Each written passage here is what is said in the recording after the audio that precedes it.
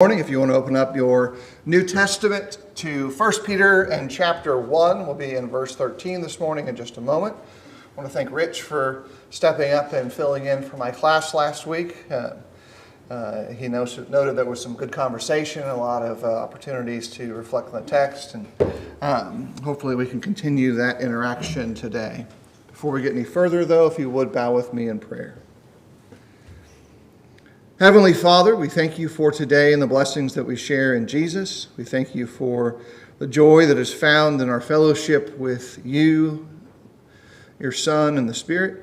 Let us share that joy and fellowship with each other and invite souls into the kingdom. Help us to understand your word and to be diligent and careful students. We pray that you answer our request today, and we ask it in the name of your Son, Jesus. Amen.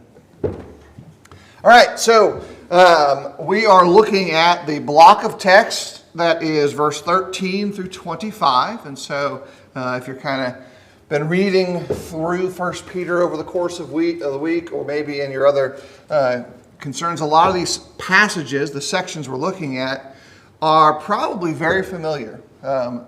It's interesting.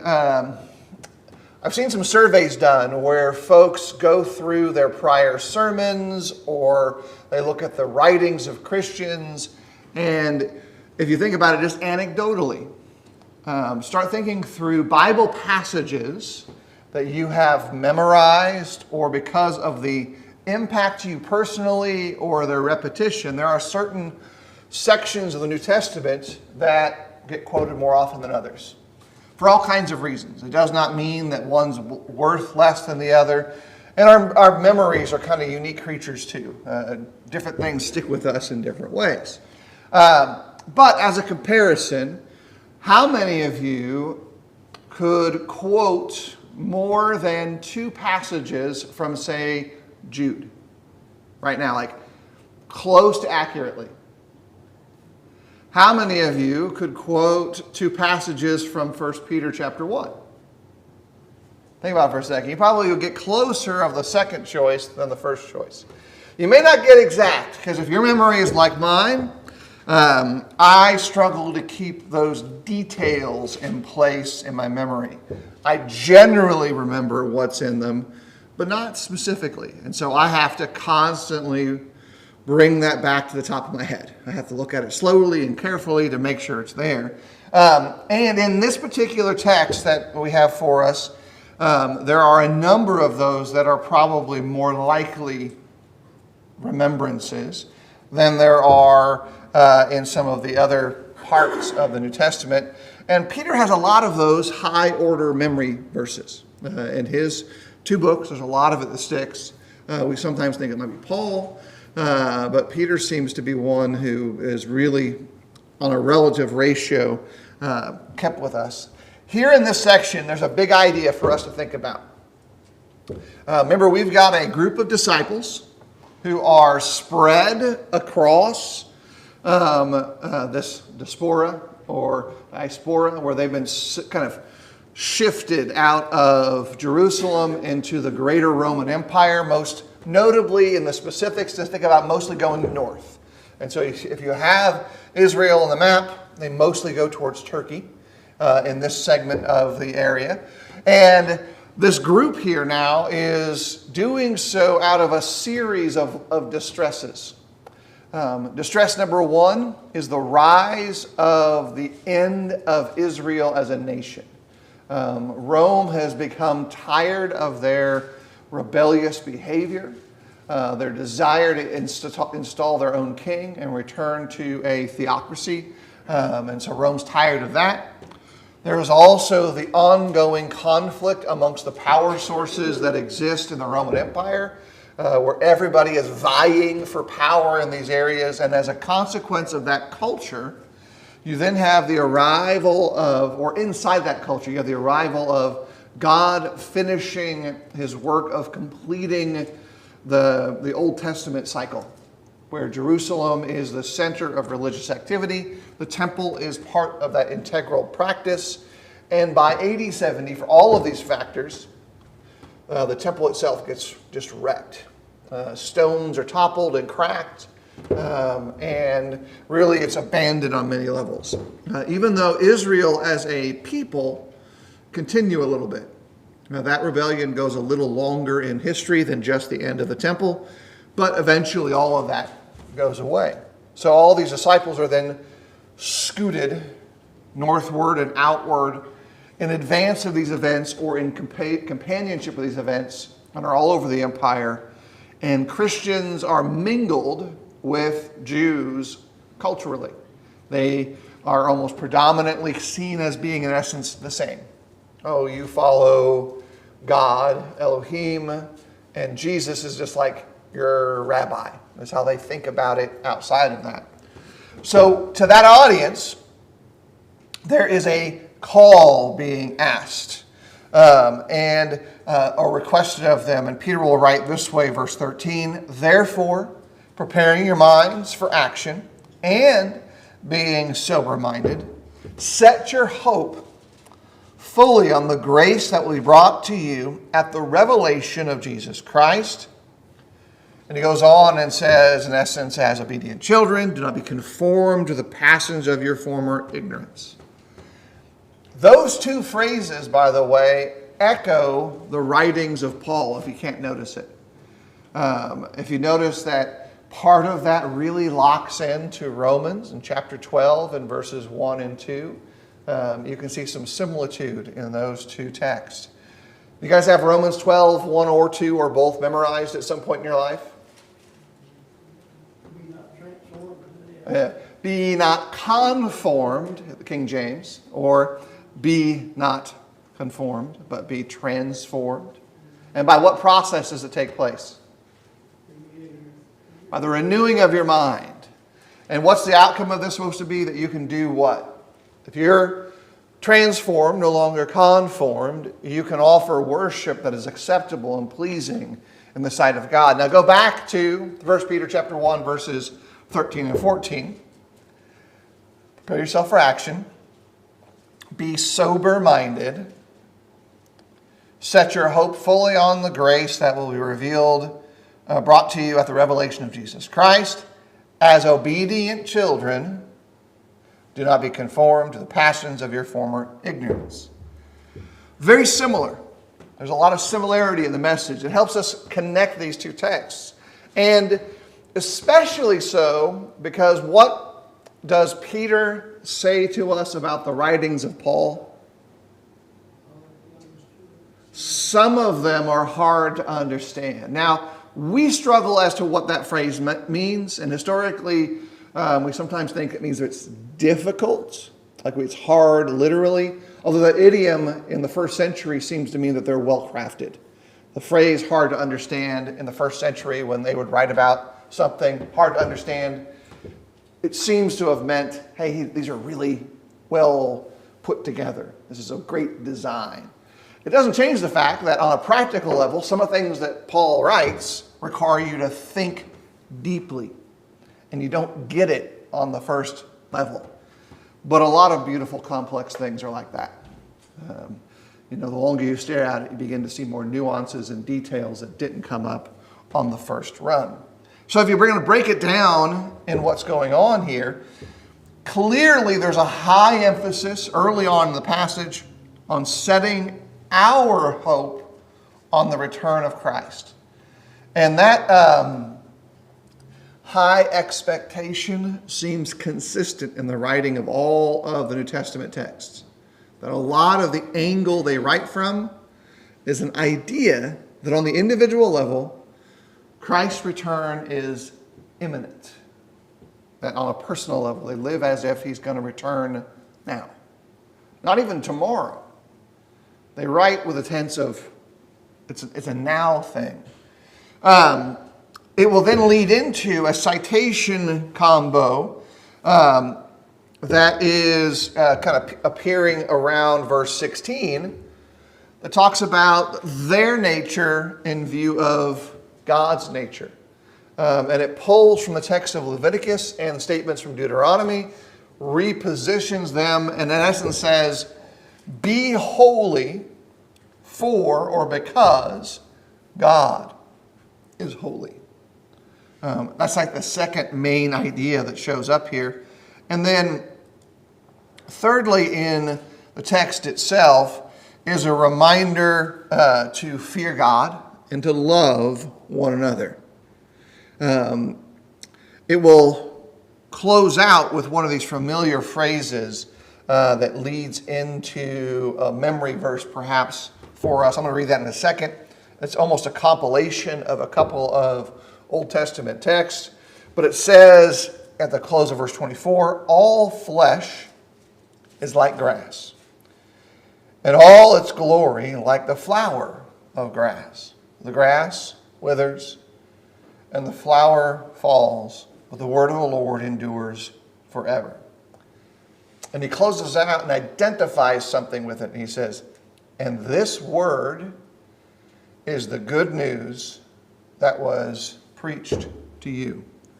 And it's neat that Peter here kind of synthesizes this down and identifies for us what he means by the word that endures. We tend to generalize that statement, right? When we read that passage, we think about it in its true general sense and say things like it ties together in the Old Testament text, talks about the consistency or constancy of God's word, and his word is stable and it doesn't change and his nature doesn't change. But note that Peter is taking our vision from that idea of it going to all the things God has said. And he said, but right now I want you to think about this one thing. And the one thing in that context is this idea of the good news that was preached to you is the thing that will endure. All right. So this is another way to frame these ideas. The four ideas I kind of laid out for us, framed in a different way. And I want to think about this for a second before we maybe take some time to break it down or to go into the details. That these sequenced out ideas should help us be preparing ourselves for whatever it is that Peter is trying to create spiritually in the minds of these dispersed disciples. And to a certain degree, we still live in a context like that. Rich, when you were growing up in Oregon, how close were congregations, outside the Portland core? Hours away. Yeah, hours away was pretty normal. I remember when we moved up there, you would, like, if there was a meeting going in Washington, we went to Tacoma one time for a gospel meeting. And that requires a level of planning that may not necessarily be the same for some of us. So from Wilsonville to Tacoma, that's about a 2.5, 3 hour drive minimum. And so that required for us to plan for all of these things to make it happen, to go to a Friday evening of a meeting, because it had to be on Friday, so that by the time we got back Friday night, it was going to be 1 or 2 in the morning, period. And then our family moved from Tacoma, Washington to Cookeville, Tennessee. And we moved to Cookeville, and in that area, it's like every 12 miles, there's a Church of Christ on the side of the road. We were actually taking a few friends of ours down to the tip of Alabama to go backpacking, and Jesse and Daniel Hughes, who's visited here a few times, was in the car with us and a few others. And I said, okay, I'll play a game with you guys. How close do you think these churches are? And both of Jesse and Daniel were like, it's going to be like 30 minutes between church. It was like every 10 minutes on this road we were on. Those two different experiences describe how some of our lives have been, because I'm just using this one illustration. Our lives can at times feel like that, where our brethren are not very close at all. Even if they're physically close, even if they could be 10 or 15 minutes away, maybe because of differences of doctrine, conflict, unresolved personal issues, we tend to sometimes also feel like it was when we were living out in Oregon. Where if you're going to go to a meeting somewhere, it's not, oh, okay, well, I got off work early today. Let me head over to South Fayette. They've got a meeting this week, and no big deal. Or even going across Atlanta is a shorter trip than it was to go up to Tacoma for a meeting up there. So we can kind of have a connection to this in different ways. Sometimes it's because we've been displaced, our job, our lives, our circumstances. Sometimes it's because we've gone through some of these same troubles that Christians in the first century did, where they are far more alone than they're used to be. Because this group of Christians he's writing to essentially used to live in the same communities. How many of you have ever driven through Limestone County, Alabama? All right. So I showed you a picture of churches that were 10 to 15 minutes apart, right? Limestone County, it's like 1 to 2 minutes. Is that pretty fair for most recent drive-thrus? You know, Justin's been there a couple of times. We were just there recently ourselves. So, and this is not like there's a church of like 8. Many of the churches there are some out there in the outer edges of the county like that. But in the core of Athens, there are communities of Christians that worship together, 500 or 600. And then you go to the corner, a block and a half away, there's a group of 150 there, and another one with 150 over there. Now imagine Limestone County got picked up and scooped, all those disciples, and got dumped into Montana and Nebraska and South Dakota. And they just got evenly spread out like a farmer. That kind of demonstrates what would happen here. These people are so used to having Christians right there all the time. Now they don't. These family units who for generations relied on each other, well, now they can't because they're spread. So the context here of this message is something that I think we could relate to if we pause for a moment and think about it. And our lives may have been like this too. We may have gone from a context where there's this tight-knit group of Christians around us. And now, what do? Well, the first thing, that's the expectation here, is to make sure that your mind is set properly. Hope is a fuel for your mindset, right? How many of you can think back to family holidays, special moments where you are getting more and more excited? Like your cousins are coming down to town, and they're the fun cousins, not the boring cousins. Right, because we all have that. Okay, maybe my family had that, maybe yours didn't. Fun cousins are coming to town, and you go to the calendar, you're like, 10 days out, fun cousins are going to be here. I know what's going to happen. 5 days out, the hope starts to grow, right? If your mindset is that way, now let's say it's the unfun cousins. I have to give up my room. I'm going to be on the couch for a week. You know, I won't even have a couch. I'm going to be in the closet on a pallet. Like, depending on your status in the household. And as the youngest child, closet, pallet was a mixed blessing.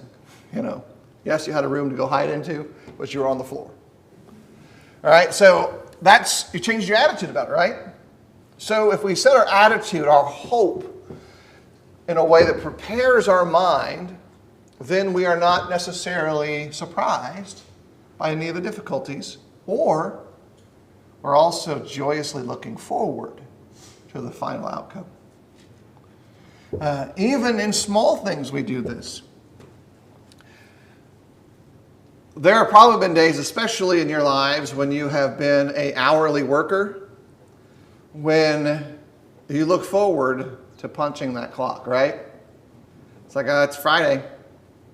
And on Friday at 5, when I hit that clock, I'm free. And then your boss comes in and goes, hey, I want to inform you that X, Y, and Z happened. And that means all of us have to stay. Bosses stay and everyone. Like, it's not unfair to everybody. It's fair to all. But how does your attitude change when you have to stay the extra 3 hours to solve a problem you didn't create? Ain't nobody happy about that. Even if you're getting paid overtime, time and a half or whatever, you'd already set your hope on being set free, going home. So this aspect here is crucial for all of us if our goal is to actually prepare ourselves for the return of Jesus. To have a mind that's set for hope. So let me ask you a question in the midst of having that there. What kind of challenges exist for all of us in maintaining that hopeful attitude? What picks at that concept of hope for us? Worldly things get involved with it. So let's be specific. Like, what kind of worldly things can peel away a determined mindset of hopefulness?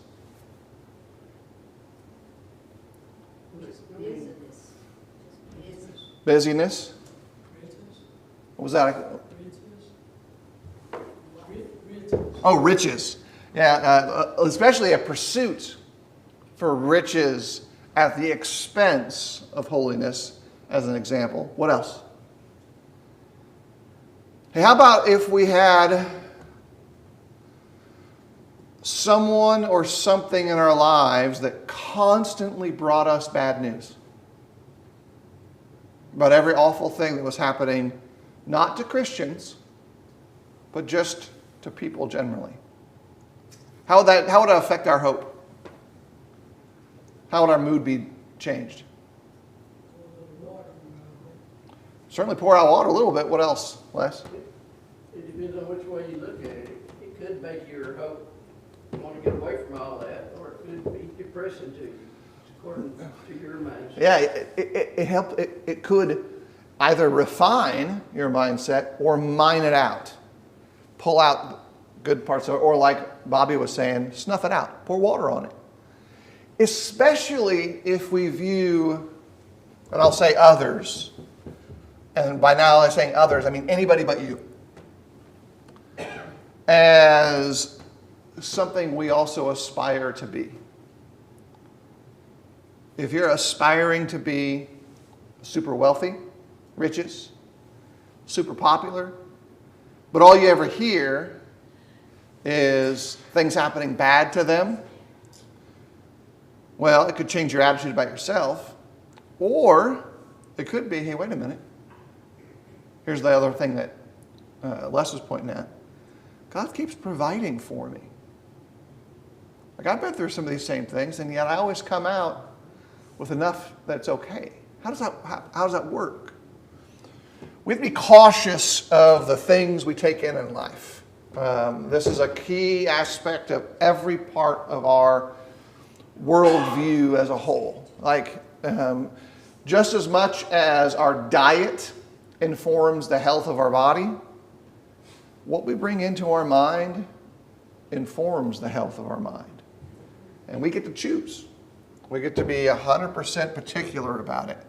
And especially if you're someone who decides that they really want to get their information, their news, not from television, curated news programs, but you've shifted over to, say, digital devices, that device is training you as much as you train it. Because you can tell it, I don't want stuff. And if you keep looking at the same things over and over again, you know what they do? They just give you more of it, whatever it is. But you can also go in the settings and say, I don't want any of that. I'm not interested in that kind of thing. And you can tell it no. It's a great aspect of the system if you learn to beat it into submission. Bobby? The same thing could happen to us that happened to Job. When he got bad news, then here come your wife telling him, why don't you cut it on? Yeah. And that's part of this displaced mindset, because Job went from being inclusive to being excluded. His friends gathered around and said, what sin did you commit? Clearly you sinned to have this come about you. Job developed a problem in the midst of that said, I have done no sin. And yet, where's God? He began to question God. And that became the problem in the midst of all of that. Sometimes it can be things like last week I was having to clean my gutters out, and when I was up under the ladder cleaning the gutters out, I was thinking, I won't have to do this very many more years because I won't have to clean out gutters in heaven. Yeah, usually when we feel like our body's about to die, we start having that same conclusive feeling. I think at hour 5 of yard work yesterday, I was living in Les's space there for a moment. The mindset then produces in the text, and it moves forward to this statement of, be holy. There's a powerful part of this idea of being holy that we have to sift through. Because holiness as defined by God is often very different than holiness as defined by man. And the Bible shows this conflict of experiences constantly. Where you have a biblical principle, and then you have people living in that time frame where the biblical principle is expected to be followed. They don't always follow it. And sometimes they do a really bad job of it. The phylacteries that Terry was talking about on Thursday night is an example of a bad application underneath a biblical principle that has some truth to it. So you think about this. Protestant mindset during the Pilgrim era of the Americas in regards to dress and speech. So Protestant mindset in the Pilgrim era, that's like talking everything from like 16-ish century to almost the end of the 17th century going into the 1800s. Dress colors, like what you wore, were a representation of your holiness. And to a degree, bright colors said things about you, about your moral standards. And they shifted at times too. 2 great illustrations of that. 30 years ago, how many young children, boys in particular, were placed in pink? Or 50 years ago, was a pink a boy color? You realize that historically pink was a boy color? Because pink was bold. So that's boy colors. Where light blue became the boy color, right? If I ask a question, how many boys were placed in light blue? All of them, right? Standard choice. But in that era, light blue was the girl color because it was reserved. These are cultural things. The Bible actually doesn't say a thing about the color of your clothes for the most part, right? We can shake a nod and say your clothing color is not regulated in that regard.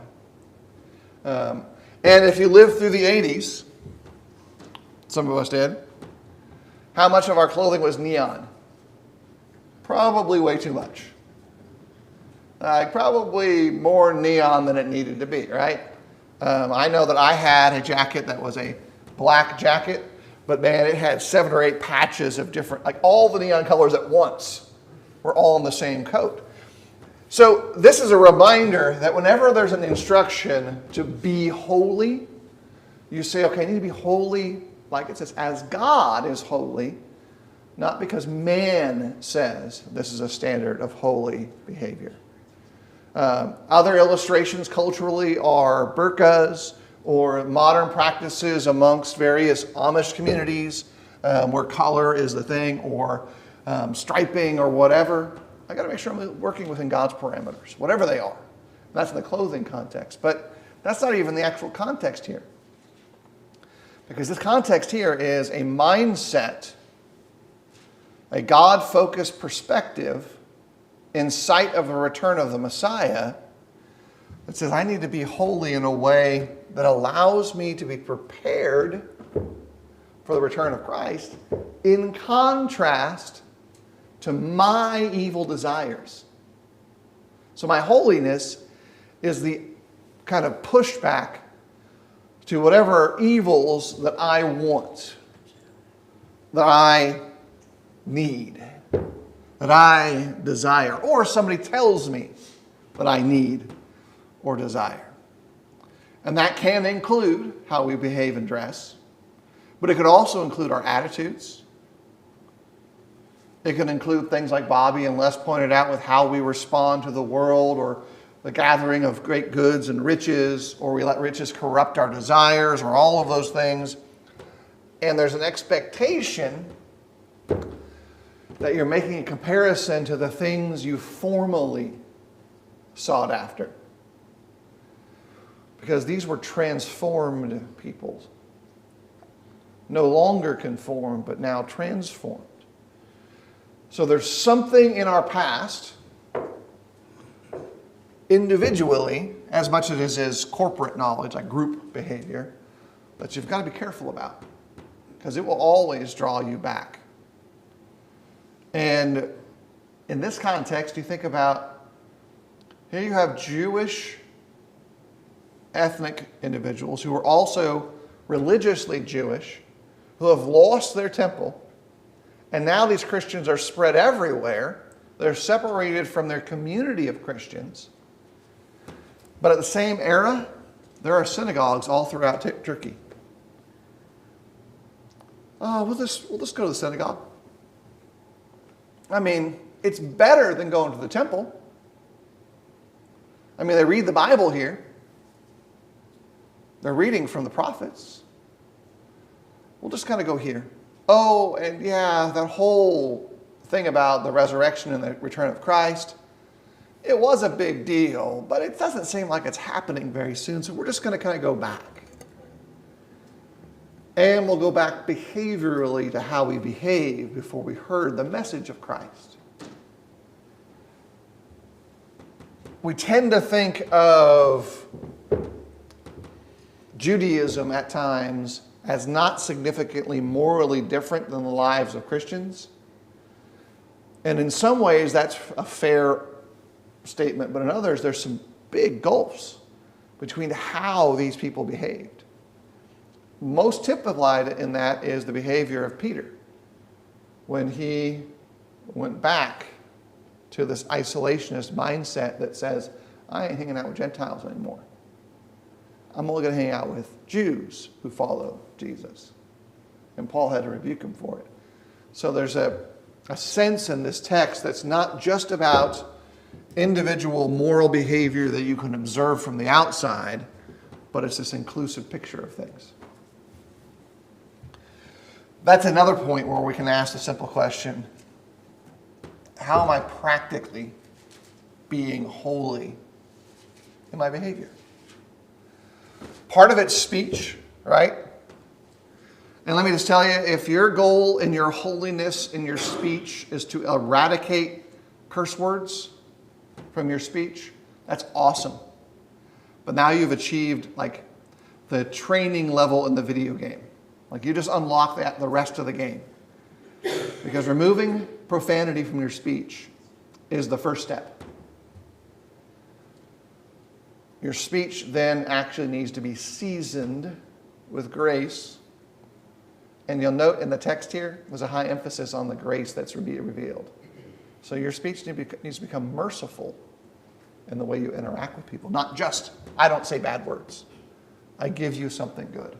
Les? Kind of like when they're casting out demons, when we get something bad out of our mind, if we don't fill it back up with something good, then something bad's coming back in there, and it may be worse than what was there before. Yep, you leave this big vacant space in your life that you used to fill up with awfulness. It may be similar also to the admonition that's given through Paul and others regarding the use of our time.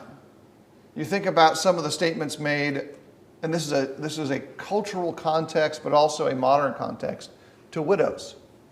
What's the admonition to older women in the New Testament, particularly widows, but also across the board? Teach the younger women. Teach the younger women, and there's a caveat to it.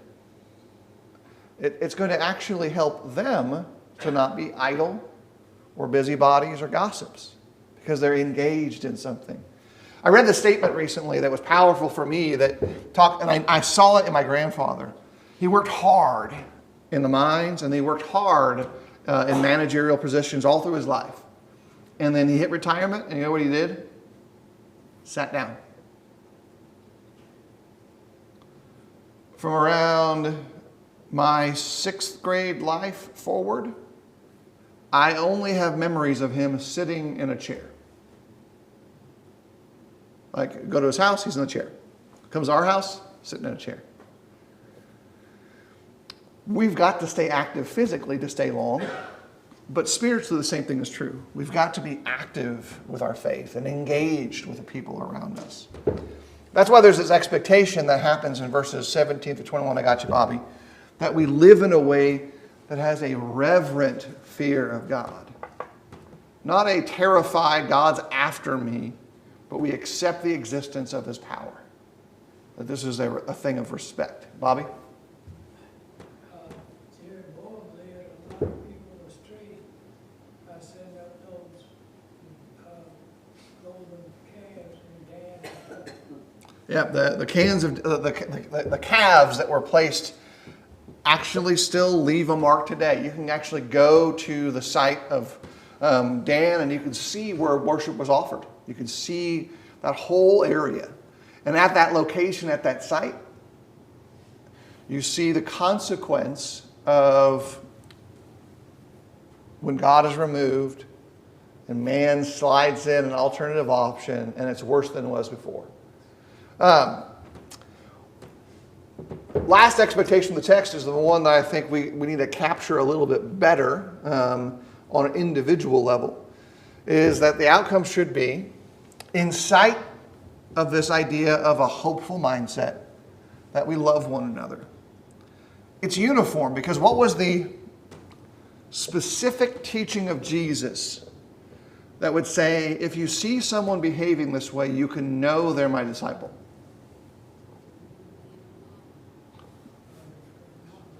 By their fruits and an implicit action, it's how they love one another. You could identify a Christian by how they care for each other.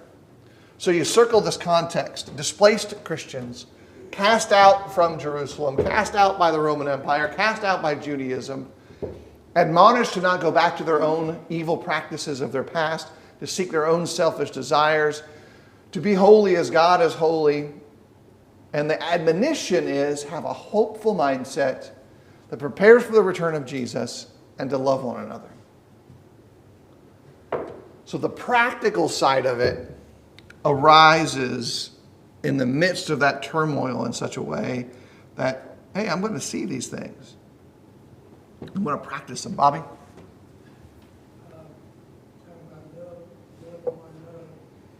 There was one lady when I was in elementary school that took prayer out of school. Her name was Matt and Merle Hap.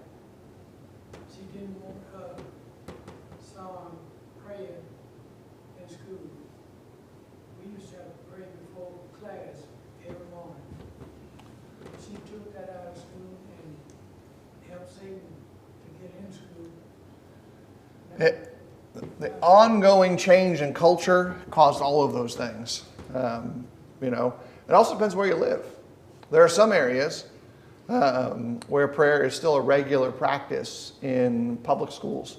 I'll say specifically in Putnam County, Tennessee, prayer is a regular thing in those classes.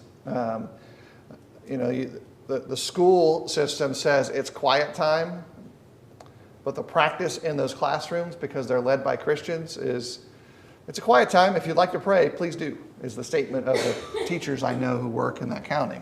Now, like Bobby's pointing out, you could also have teachers that completely ignore that opportunity. All these things we've been talking about, that's the reason it was so important when they were dispersed in the different areas where there weren't Christians, for them to preach the gospel, so then they could start building that core back up and have the people to encourage each other, to help each other through the difficult times. Yeah, there's an interconnectedness that they needed to recapture on a smaller scale. You notice that all the things in Acts chapter 2 to Acts chapter 6 are big scale solutions. Well, these are all smaller scales.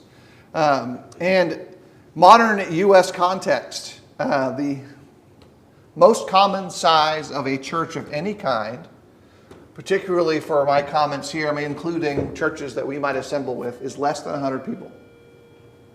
And typically that number is actually closer to around 40 or 50.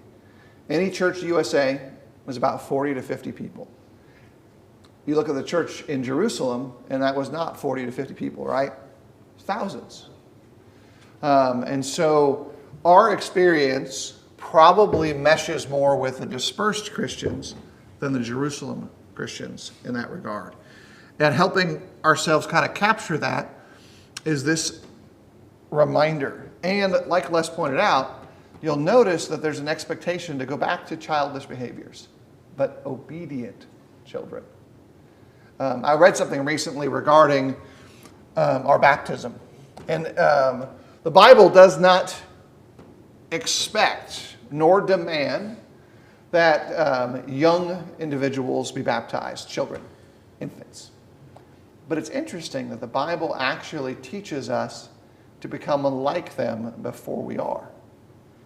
So the Bible pattern, if you will, is that for all adults, in order to be baptized, you have to go through a moment of clarity where you accept that you are an infant, an obedient child, in order to have a biblical baptism. Ergo, as much as we want to and need to respond to the faulty idea that you baptize infants, all baptism then, though, is actually infant baptism, if it's biblical, because you became like a child.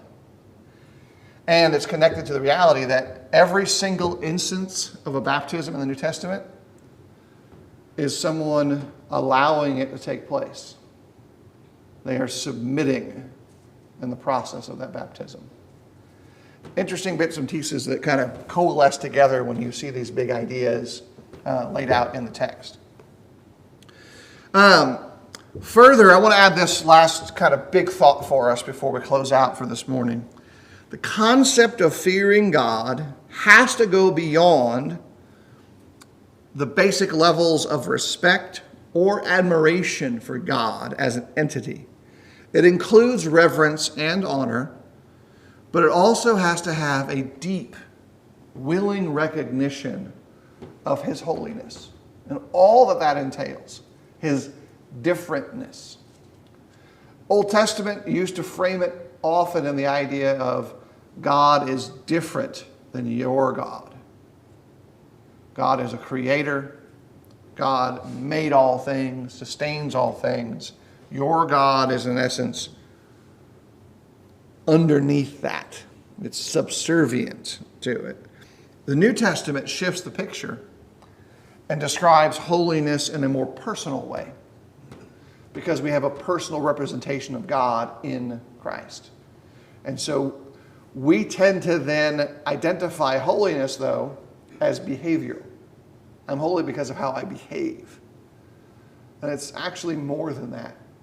Holiness is a sense of being.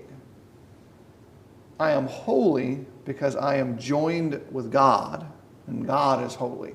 And so when we talk about the idea of being who you are, it's in essence trying to manifest the holiness that is within you as a result of being part of the kingdom, being a disciple of Jesus, being redeemed, having your sins washed away. The state of change realized, if you will. That's it for our time this morning, and so we'll need to kind of pull the pin right here. Next week we'll continue in our study of the text, picking up in chapter 2 and paying attention to some of Peter's teaching regarding the chief but living cornerstone and the temple that's created. Thanks, everybody.